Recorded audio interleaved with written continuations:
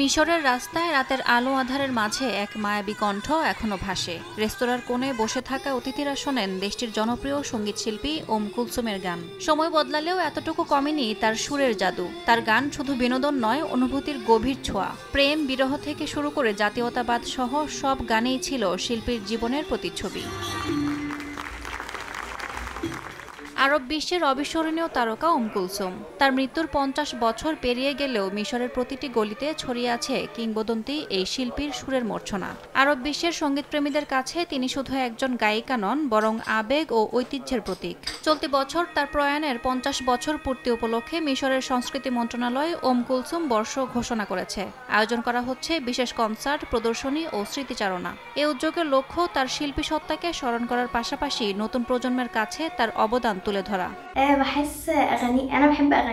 আমি তার গান অনুভব করি, তার সুরে শক্তি আছে। তার গানের কথা হয়তো একটু কঠিন, কিন্তু সেই অনুভূতি সহজেই ছুঁয়ে যায়। কুলসুম শুধুমাত্র প্রেমের গানেই সীমাবদ্ধ ছিলেন না। ১৯৬৭ সালের আরব ইসরায়েল যুদ্ধের পর মিশর যখন জাতীয় সংকটে ভুগছিল, তখন তিনি বিভিন্ন দেশাত্মবোধক গান গেয়ে জনগণের মনোবল চাঙ্গা করেছিলেন। যুদ্ধের পরে তিনি আন্তর্জাতিক সঙ্গীত সফর করে সংগৃহীত অর্থ মিশরীয় সেনাবাহিনীকে দান করেন। ইয়াসমিন অনন্যা, সময় সংবাদ।